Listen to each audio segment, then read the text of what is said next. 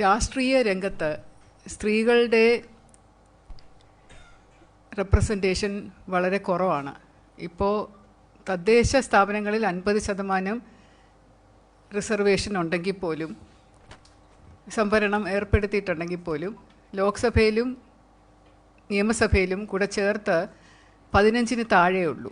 14.6 അങ്ങനെയായിട്ട് കിടക്കുകയാണ്. അപ്പോൾ ഇത് മാറണം. കാരണം ഭാരതത്തിൻ്റെ രാഷ്ട്ര നിർമ്മാണത്തിന് സ്ത്രീകളുടെ പങ്ക് വളരെയധികം പ്രധാനമാണ് എന്ന് നമ്മുടെ ആദരണീയനായ പ്രധാനമന്ത്രി ശ്രീ നരേന്ദ്രമോദിജി അദ്ദേഹം 2014 മുതൽ പറയുന്നതാണ്. അദ്ദേഹത്തിൻ്റെ സഹോദരിമാർക്ക് അർഹമായ പരിഗണന എല്ലാ രംഗത്തും കിട്ടണം. അതിലേറ്റവും കൂടുതൽ രാഷ്ട്ര നിർമ്മാണത്തിൽ, നിയമനിർമ്മാണത്തിൽ നല്ലൊരു പങ്ക് വേണം എന്ന ഒരു ആഗ്രഹത്തിൻ്റെ അടിസ്ഥാനത്തിലാണ് ഈ ഒരു നാരി ശക്തി വന്ദൻ അധിനിയം എന്ന് പറയുന്ന ഒരു നിയമ ഭേദഗതി ഭരണഘടനയിൽ കൊണ്ടുവരണം എന്ന ആവശ്യവുമായിട്ട് വന്നത്. അതിപ്പോൾ അതിൻ്റെ എല്ലാ തലങ്ങളിലുമുള്ള ബില്ല്, അതിൻ്റെ രൂപം അതിൻ്റെ ഏകദേശം ശരിയായി. അതിന് 16-ാം തീയതി അത് അവതരിപ്പിക്കുകയാണ് പാർലമെൻറ്റിൽ. അതിനു മുമ്പായിട്ട് എല്ലാ രാഷ്ട്രീയ കക്ഷികളുടെയും പിന്തുണ, ജനങ്ങളുടെ എല്ലാവരുടെയും പിന്തുണ ഇതിനായിട്ട് ആവശ്യമുണ്ട്.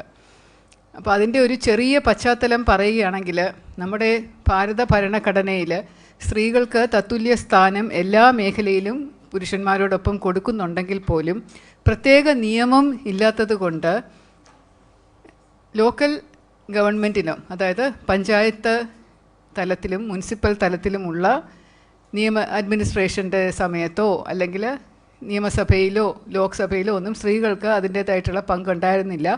രാഷ്ട്രീയ രംഗം നോക്കിക്കഴിഞ്ഞാൽ പോലും സ്ത്രീകൾക്ക് ഒരു ടിക്കറ്റ് കിട്ടുന്നതും ഇലക്ഷന് നിൽക്കുന്നതുമൊക്കെ വളരെ അപൂർവമായിട്ടുണ്ടായിരുന്നു പണ്ട്. അതിനുശേഷമുള്ള 73-ഉം 74-ഉം നിയമസഭാ ഭേദഗതികൾ വന്നതിന് ശേഷമാണ് 33% സംവരണം തദ്ദേശ സ്ഥാപനങ്ങളിൽ വേണം എന്നുള്ളൊരു നിയമം വരികയും അതനുസരിച്ച് 1995-ലെ തിരഞ്ഞെടുപ്പ് കേരളത്തിൽ വന്നപ്പോൾ 33.5% സ്ത്രീകളെ വെച്ചുകൊണ്ടാണ് അന്നത്തെ തദ്ദേശ തിരഞ്ഞെടുപ്പ് നടത്തിയത്. അതിന് പിന്നീട് 50% വരെ ആക്കാമെന്നുള്ള ഒരു സർക്കാർ കേന്ദ്രത്തിൽ നിന്ന് ഉത്തരവ് വന്നതിൽ പിന്നെ പല സംസ്ഥാനങ്ങളും 50% ആക്കുകയും അങ്ങനെ 2009-ൽ കേരളത്തിലും 50% റിസർവേഷൻ വെച്ച് തദ്ദേശ സ്ഥാപനങ്ങളിലെ ഇലക്ഷന് തിരഞ്ഞെടുപ്പിൻ്റെ സമയത്ത് കൊടുക്കുകയുണ്ടായി. അപ്പോൾ ഇപ്പോൾ നമ്മൾ കാണുന്നത് എന്താണ്? വളരെ നല്ല രീതിയിലാണ് തദ്ദേശ ഭരണം നടക്കുന്നത്. ഒരു റൊട്ടേഷൻ അനുസരിച്ച് എല്ലാ തിരഞ്ഞെടുപ്പ് വരുമ്പോഴും മാറി മാറി ചില സീറ്റുകൾ സ്ത്രീ സംവരണ സീറ്റായിട്ട് നിശ്ചയിച്ചുകൊണ്ടും മേയറുടെയും ഡെപ്യൂട്ടി മേയറുടെയും പഞ്ചായത്ത് പ്രസിഡൻറ്റിൻ്റെയും ഡെപ്യൂട്ടി പ്രസിഡൻറ്റിൻ്റെയും ഒക്കെ സ്ഥാനങ്ങൾ വനിതകൾക്ക് നൽകിക്കൊണ്ടുമൊക്കെ ഇത് വളരെ നല്ല രീതിയിൽ പ്രവർത്തിച്ചു വരുന്നതായിട്ട് കാണാം. സ്ത്രീകളുടെ ഉന്നമനം വളരെ നല്ല രീതിയിൽ, അവരുടെ ശബ്ദം ഇതുപോലെ നിയമനിർമ്മാണ മേഖലയിൽ ഉയർന്നു കേൾക്കുന്നുണ്ട്. അപ്പോൾ ഇതേപോലെയുള്ളൊരു മാറ്റം ലോക്സഭയിലും രാജ്യസഭയിലും അതുപോലെ നിയമസഭയിലും കൂടെ ഉണ്ടാവണം എന്നുള്ള ഉദ്ദേശത്തിലാണ് ഈ ഒരു ബില്ല് 128-ാം നിയമ ഭേദഗതി ബില്ല് എന്ന് പറഞ്ഞൊരു ബില്ല് അവതരിപ്പിച്ച് കൊണ്ടുവന്നിരിക്കുന്നത്. ഇത് 106-ാം അമെൻമെൻ്റായിട്ട് മാറും. നമ്മുടെ നിയമം ആയിക്കഴിഞ്ഞാൽ ഭാരത ഭരണഘടനയുടെ 106-ാം ഭരണ ഭേദഗതിയായിട്ട് മാറും. 33% സ്ത്രീ സംവരണം നിയമസഭകളിലും ലോക്സഭകളിലും ഉണ്ടാവണം എന്നുള്ള ഒരു കാര്യം വരും. അപ്പോൾ ഇത് വന്നു കഴിഞ്ഞാൽ 2029-ൽ നടക്കുന്ന തിരഞ്ഞെടുപ്പിൽ തീർച്ചയായിട്ടും ഇത് പ്രതിഫലിച്ച് കാണുകയും 2029-ന് ശേഷം സ്ത്രീകളുടെ പ്രാതിനിധ്യം ലോക്സഭയിലും നിയമസഭയിലും ഒക്കെ കൂടുതലായിട്ട് വരികയൊക്കെ ചെയ്യുന്ന ഒരു സാഹചര്യത്തിൽ തീർച്ചയായിട്ടും അത് എല്ലാവർക്കും ഗുണകരമായിട്ട് ഭവിക്കും. അപ്പോൾ ഇതിനൊരു സർവകക്ഷി പിന്തുണ വേണം. എല്ലാ പാർട്ടികളും അവരുടെ പിന്തുണ ഇതിന് കാലാകാലങ്ങളായിട്ട് നൽകിയിട്ടുണ്ട്. കാരണം വനിതകൾക്കുള്ള ഒരു ആദരവ് എന്ന് പറയുന്നത്, അല്ലെങ്കിൽ അവർക്കുള്ള പരിഗണന എന്ന് പറയുന്നത് ആർക്കും അവഗണിക്കാൻ പറ്റുന്ന കാര്യമല്ല. സ്ത്രീകളെ എവിടെ മാനിക്കുന്നു അവിടെ മാത്രമേ സമൂഹം ആദരിക്കപ്പെടുന്നുള്ളൂ, നമ്മുടെ സമൂഹം മെച്ചപ്പെടുന്നുള്ളൂ എന്നുള്ള ഒരു തത്വത്തിൻ്റെ അധിഷ്ഠിതമായിട്ട് എല്ലാ പാർട്ടികളും, എല്ലാ വിവിധ കക്ഷി രാഷ്ട്രീയങ്ങളും എല്ലാം ഒരുപോലെ അംഗീകരിച്ച കാര്യമാണ് 33%, പിന്നീട് 50% സ്ത്രീ സംവരണം തദ്ദേശ സ്ഥാപനങ്ങളിൽ. അപ്പോൾ അത് കേന്ദ്രത്തിലും കൂടെ വരുന്നതിൽ 33% ആ ഒരു നിയമം പാസ്സാക്കുന്നതിന് എല്ലാ പാർട്ടികളുടെയും രാഷ്ട്രീയ പാർട്ടികളുടെയും എല്ലാ സമുദായത്തിൻ്റെയും എല്ലാ വിഭാഗം ജനങ്ങളുടെയും പിന്തുണ ചോദിച്ചുകൊണ്ടുള്ള ഒരു പത്രസമ്മേളനമാണ് ഞങ്ങൾ രണ്ടുപേരും കൂടെ ചേർന്ന് ഇവിടെ നടത്തുന്നത്. അപ്പം ഇന്ന് നമ്മുടെ പ്രധാനമന്ത്രി ഒരു ഓൺലൈനായിട്ട് എല്ലാവരെയും കണ്ട് ഇതിനെക്കുറിച്ച് അഭിസംബോധന ചെയ്ത് സംസാരിക്കും. അതോടൊപ്പം അദ്ദേഹം പറയും എന്തൊക്കെ വിവിധ പദ്ധതികളാണ് സ്ത്രീകൾക്ക് വേണ്ടിയും പെൺകുട്ടികൾക്ക് വേണ്ടിയും ഒക്കെ ഭാരതത്തിൽ ഇപ്പോൾ നടപ്പിലാക്കിക്കൊണ്ടിരിക്കുന്നത്. കഴിഞ്ഞ 12 വർഷമായിട്ട് വളരെയധികം കാര്യങ്ങൾ സ്ത്രീകൾക്ക് വേണ്ടിയിട്ടും കുട്ടികൾക്ക് വേണ്ടിയിട്ടും ഗർഭിണികളായിട്ടുള്ള സ്ത്രീകൾക്ക് വേണ്ടിയിട്ട് സ്ത്രീകളുടെ സ്വയം പര്യാപ്തതയ്ക്കായിട്ട് അവരുടെ സാമ്പത്തിക ഭദ്രതയ്ക്ക് വേണ്ടിയിട്ട് അവരുടെ സ്ത്രീകൾക്ക് ആദരപൂർവ്വം അവർക്ക് ജീവിക്കാൻ, അവർക്ക് ബഹുമാനപൂർവ്വം, അവർക്ക് അഭിമാനത്തോടു കൂടി സമൂഹത്തിൽ ജീവിക്കാൻ പറ്റുന്ന രീതിയിലുള്ള ഒരു തൊഴിൽ, അവരുടെ വികസനം എന്നിവയെല്ലാം ലക്ഷ്യമാക്കിക്കൊണ്ടുള്ള നിരവധി പദ്ധതികൾ നരേന്ദ്രമോദിജി ഇതിനോടകം സർക്കാരും ഒക്കെ ഇതിനോടകം തന്നെ നിയമമാക്കിയിട്ടുണ്ട്. അതോടൊപ്പം ഇതൊരു വലിയൊരു മാറ്റം നമ്മുടെ സമൂഹത്തിൽ ഭാരതത്തിൽ സംഭവിക്കും. മറ്റ് പല വികസിത രാജ്യങ്ങളെ അപേക്ഷിച്ച് ഭാരതത്തിൽ ഇത് 14% എന്ന് പറയുന്നത് കുറവായതുകൊണ്ട് അതൊരു 33% ആക്കിക്കഴിഞ്ഞാൽ ലോകരാഷ്ട്രങ്ങളുടെ പട്ടികയിൽ നമുക്കും ഇടം പിടിക്കാൻ സാധിക്കും. കാരണം വികസിത രാജ്യങ്ങളായിട്ടുള്ള അമേരിക്ക, UK, സ്വീഡൻ പോലെയുള്ള സ്ഥലങ്ങളിൽ ഏകദേശം 45-46% സ്ത്രീകൾ സഭകളിൽ വരുന്നുണ്ട്. അപ്പോൾ ഇത് 15 വർഷത്തേക്ക് ഇങ്ങനെ ഒരു ബില്ല് നിയമത്തിൽ കൊണ്ടുവന്ന് ആ 15 വർഷത്തിന് ശേഷം പിന്നെ അത് ഓട്ടോമാറ്റിക്കായിട്ട് അത് ഇല്ലാതാവും. അപ്പോൾ അങ്ങനെയാണല്ലോ ഒരു സംവരണം എന്ന് പറഞ്ഞു കഴിഞ്ഞാൽ കുറച്ച് നാളത്തേക്ക് ഒരു സംവരണം കിട്ടും. അതിനുശേഷം അത് നിലവിലായി കഴിഞ്ഞു കഴിഞ്ഞാൽ പിന്നെ അത് തുറന്നായിട്ട് എല്ലാവർക്കും ഒരുപോലെ ആക്കി മാറ്റുമ്പോൾ സംവരണത്തിൻ്റെ ആവശ്യം തന്നെ സ്ത്രീകൾക്ക് ഇതുപോലെ ഒരു അവസരം കിട്ടുന്നില്ല എന്നതുകൊണ്ട് തന്നെയാണ്. അപ്പോൾ ഇതേക്കുറിച്ച് നിങ്ങളോട് പറയാനും എല്ലാവരുടെയും പിന്തുണ അഭ്യർത്ഥിക്കാനുമായിട്ടാണ് ഇന്നത്തെ ഈ പത്രസമ്മേളനം ഇവിടെ കൂടിയിരിക്കുന്നത്. എന്തെങ്കിലും ചോദ്യങ്ങളുണ്ടെങ്കിൽ ചോദിക്കാം.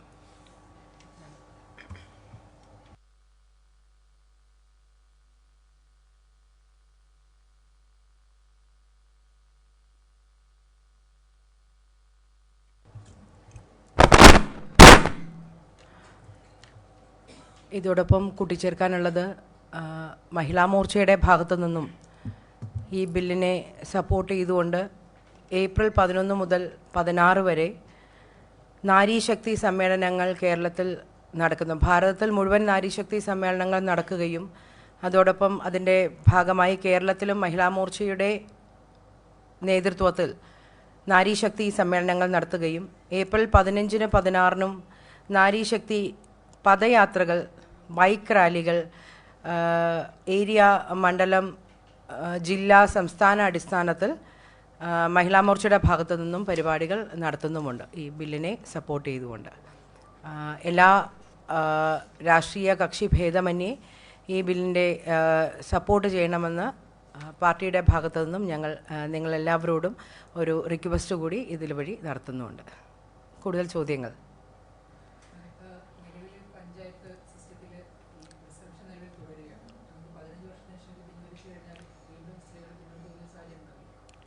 ഇല്ല, അവിടെയും അങ്ങനെ തന്നെയാണ് പറഞ്ഞിരിക്കുന്നത്. ഒരു പ്രത്യേക കാലാവധിക്ക് വരെയാണ് എല്ലായിടത്തും റിസർവേഷൻ കൊടുക്കുന്ന ഒരു പ്രത്യേക കാലാവധി നിശ്ചയിച്ചുകൊണ്ടാണ്.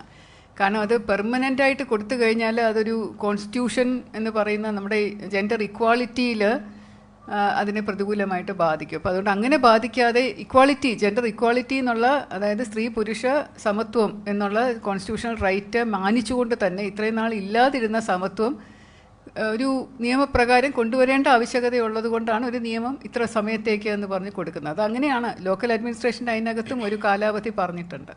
അതോടൊപ്പം തന്നെ ഈ 2047 ആകുമ്പോൾ ഭാരതം വികസിത ഭാരതമാകും. സ്ത്രീകൾക്ക് പുരുഷന്മാരോടൊപ്പം തന്നെ ഒരു സമാനമായിട്ടുള്ള സമത്വം വരുന്ന ഒരു സപ്പോർട്ട്, അല്ലെങ്കിൽ അവരും മുന്നിലേക്ക് വരുന്ന രാഷ്ട്ര പുനർനിർമ്മാണത്തിന് അവരെയും ഒരു ഈക്വൽ ഭാഗമാകാൻ 2047 ആകുമ്പോൾ ഞങ്ങൾക്ക് സാധിക്കും. അതുകൊണ്ട് തന്നെയാണ് അതും ഒരു കാരണമാണ്.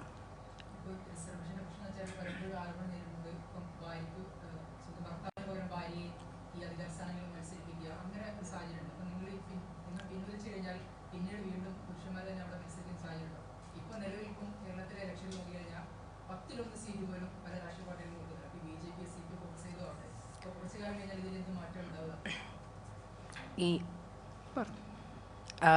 ഇപ്പോൾ ചോദ്യം വെച്ചിട്ടാണെങ്കിൽ ഇപ്പം നമുക്ക് നോക്കിക്കഴിഞ്ഞാൽ LDF ഈ 140 സീറ്റുകളിൽ 15 സീറ്റുകളാണ് സ്ത്രീകൾക്ക് കൊടുത്തത്.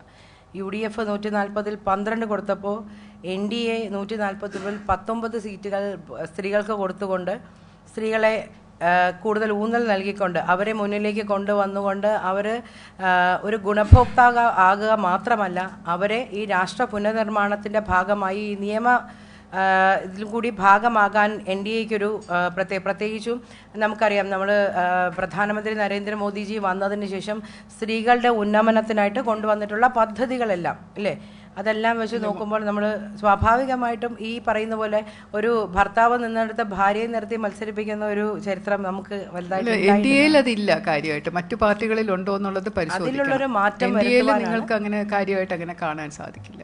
അതിനുള്ളൊരു മാറ്റം വരുത്തുവാൻ തന്നെയാണ് ഈ ബില്ല്, അതിനും കൂടി വേണ്ടിയിട്ടാണ് ഈ ബില്ല്.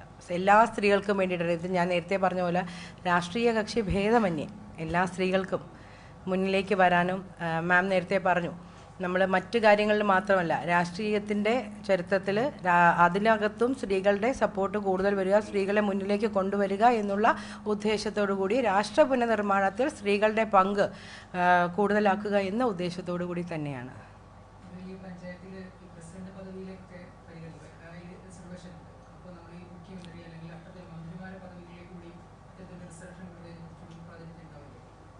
അത് പിന്നീട് തീരുമാനിക്കാം. ഇപ്പം തൽക്കാലം ഈ ഒരു പ്രധാനപ്പെട്ട ബില്ല് അത് പാസ്സാക്കുക എന്നുള്ളതാണ്. അത് മാത്രമാണ് ഇപ്പോൾ ലക്ഷ്യം. ഈ ഒരു ഇത്രയും നാളായില്ലേ, ഇത്രയും വർഷങ്ങളായില്ലേ സ്വാതന്ത്ര്യം കിട്ടിയിട്ട്, ഇത്ര നാളായിട്ട് ചർച്ച ചെയ്യുന്ന കാര്യമാണ്. എത്രയോ രാഷ്ട്രീയ പാർട്ടികൾ ഇതിനകത്ത് അഭിപ്രായങ്ങൾ പറയുന്നു. എന്നിട്ട് ഇപ്പം ഇങ്ങനെ ഒരു പ്രധാനപ്പെട്ട ഒരു ബില്ല് വരുമ്പം അതിന് വാദമുഖങ്ങൾ പറയാതെ എല്ലാവരും കൂടെ ചേർന്ന് അംഗീകരിച്ച് കിട്ടിക്കഴിഞ്ഞാൽ ബാക്കിയുള്ള കാര്യങ്ങൾ പിന്നെ തീരുമാനിക്കും. അതിൽ നല്ല ഒരു വനിത ഉണ്ടാവുകയാണെങ്കിൽ തീർച്ചയായിട്ടും ആ വനിത ആവുമല്ലോ, പാർട്ടി തീരുമാനിക്കുന്നത് പോലെയല്ലേ. അതിന് നമുക്കൊരു റിസർവേഷൻ എന്ന് പറഞ്ഞാൽ അങ്ങനെ വെക്കാൻ പറ്റില്ല. ഇപ്പം വേണ്ടത് സ്ത്രീകളുടെ പ്രാതിനിധ്യമാണ്. ഇവിടെയൊക്കെ സ്ത്രീകളുടെ വേണ്ട അർഹതപ്പെട്ട പ്രാതിനിധ്യം നമുക്ക് നിയമസഭയിലും ലോക്സഭയിലും രാജ്യസഭയിലും ഒക്കെ വേണം. അതാണ് ആദ്യത്തെ ചുവട് എന്ന് പറയുന്നത്. 1996 ശരിക്കും ഈ വനിതാ സംവരണ ബില്ല് ആദ്യമായി പാർലമെൻറ്റിൽ കൊണ്ടുവരുന്നത്. അവിടെ ശക്തമായ പ്രതിപക്ഷ എതിർപ്പ് വന്നതിന് ശേഷം അത് കൃത്യമാക്കാൻ നമുക്ക് പറ്റിയിട്ടില്ല. എങ്കിൽ പിന്നെ 98-ലും 99-ലും 2003-ലും അടൽ ബിഹാരി വാജ്പേയിയുടെ സമയത്ത് ഇത് കൊണ്ടുവന്നപ്പോഴും അപ്പോഴും പ്രതിപക്ഷ എതിർപ്പ് കൊണ്ടാണ് ഇത് നടപ്പിലാക്കാൻ സാധിക്കാതെ വന്നത്. പിന്നെ 2000 ഈ സമയം വരെ നമ്മൾ എല്ലാവരും ഇതിനു വേണ്ടിയിട്ട് ശ്രമിച്ചു. നമുക്കത് നടപ്പിലാക്കാൻ പറ്റി എന്നുള്ളത്, നടപ്പിലാക്കാൻ സാധിക്കുന്നു എന്നുള്ളതാണ് ഇതിനകത്തെ പോസിറ്റീവ് പോയിൻ്റായിട്ട് നിങ്ങളെല്ലാവരും എടുക്കേണ്ടത്.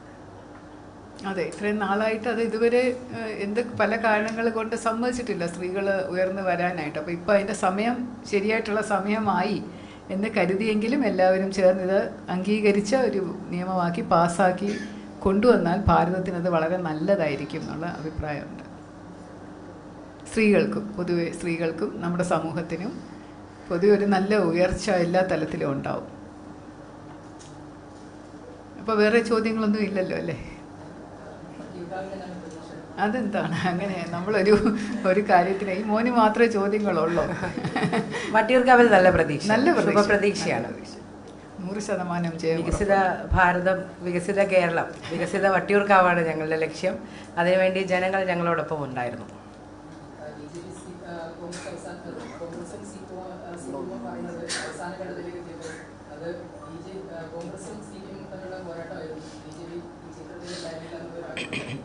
ഒന്ന്, ഇത് നമ്മളൊരു പ്രത്യേക കാര്യത്തിന് വേണ്ടിയിട്ട് വന്ന ഒരു പത്രസമ്മേളനമാണ്. എന്നാലും താങ്കളോട് ഞാൻ പറയാം, താങ്കൾ കുറച്ച് നാളുകളായിട്ട് ഇതിനകത്ത് നിൽക്കുന്ന ഒരാളായിരിക്കുമല്ലോ. എല്ലാ തിരഞ്ഞെടുപ്പിൻ്റെ അവസാനം ഇവർ പറയുന്ന സ്ഥിരം വാചകങ്ങൾ ഒന്നായിട്ട് മാത്രം കരുതി ഞങ്ങളിതെല്ലാം ഇഗ്നോർ ചെയ്യാണ്. അത് ജനമാണ് തീരുമാനിക്കേണ്ടത്, അല്ലാതെ LDFൻ്റെ സ്ഥാനാർത്ഥിയോ കോൺഗ്രസിൻ്റെ സ്ഥാനാർത്ഥിയോ അല്ല തീരുമാനിക്കുന്നത്. വോട്ട് ചെയ്ത ജനം തീരുമാനിക്കും. അവരൊരു തീരുമാനം എടുത്തു കഴിഞ്ഞു. അതിനുവേണ്ടി നമുക്ക് May 4 വരെ കാത്തിരിക്കാം, നോക്കാം. ഇപ്പോൾ വേറൊന്നും ഇല്ലല്ലോ അല്ലേ? വളരെ നന്ദി. എല്ലാവരുടെയും പിന്തുണ ഒന്നും കൂടി ആവശ്യപ്പെട്ടുകൊണ്ട് പ്ലീസ് എല്ലാവരും കൂടെ ചേർന്ന് ഇതൊരു വലിയ നിയമമാക്കി പാസ്സാക്കി നമുക്ക് ഭാരതത്തിൻ്റെ സമഗ്രമായ വികസനത്തിന്, സമ്പൂർണ്ണ വികസനത്തിന് ഒരു തുടക്കം കുറിക്കാം. Thank you so much. വളരെ